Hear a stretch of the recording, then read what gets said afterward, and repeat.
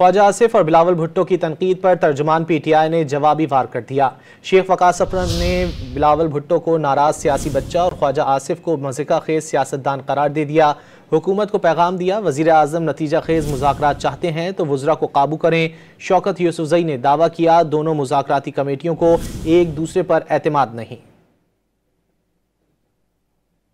خواجہ آصف و بلاول کی بانی پی ٹی آئی پر تنقید، شیخ وقاص اکرم نے بھی جوابی وار کر دیا۔ بلاول بھٹو کو ناراض سیاسی بچہ اور خواجہ آصف کو مزاح خیز سیاستدان قرار دے دیا۔ پی ٹی آئی کے سیکرٹری جنرل نے تنبیہ کی کہ وزیر اعظم مذاکرات کے نتیجہ خیز ہونے کے حوالے سے سنجیدہ ہیں تو اپنی کابینہ کے مسخروں کو لگام دیں۔ حکومت کی صفوں میں موجود ذہنی مریض مذاکرات کو سبوتاژ کرنے کے لیے ایڑی چوٹی کا زور لگا رہے ہیں۔ رہنما پی ٹی آئی شوکت یوسفزئی نے انکشاف کیا کہ دونوں مذاکراتی کمیٹیوں کا ایک دوسرے پر اعتماد نہیں۔ اعتماد سازی کی بات ہے، دونوں طرف سے اعتماد سازی نہیں ہے، یہ بالکل میں آپ کو حقیقت بتا رہا ہوں۔ ہم کھلے دل سے مذاکرات کر رہے ہیں، لیکن سب سے پہلے جو ہے کانفیڈنس ڈیولپ کرنا پڑے گا۔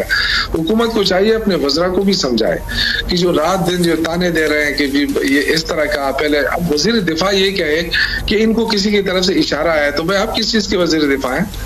اگر آپ کو یہ نہیں پتا ہے بتا دیں نا، تو ان کو بتا دیں کس طرف سے اشارہ ہے۔ مشیر اطلاعات کے پی بیرسٹر سیف نے عطا تارڑ کے وائٹ پیپر پر رد عمل دیتے ہوئے بتایا کہ وفاقی وزیر کوئی نہ کوئی ایسی بات کر جاتے ہیں جس سے ان کی نااہلی عیاں ہو جاتی ہے۔ انہوں نے وفاق کا وائٹ پیپر نقل کر کے خیبر پختونخوا کے کھاتے میں ڈال دیا۔ دعویٰ کیا کہ وفاق کے مقابلے میں صوبائی حکومت کا قرض اونٹ کے منہ میں زیرے کے مترادف ہے۔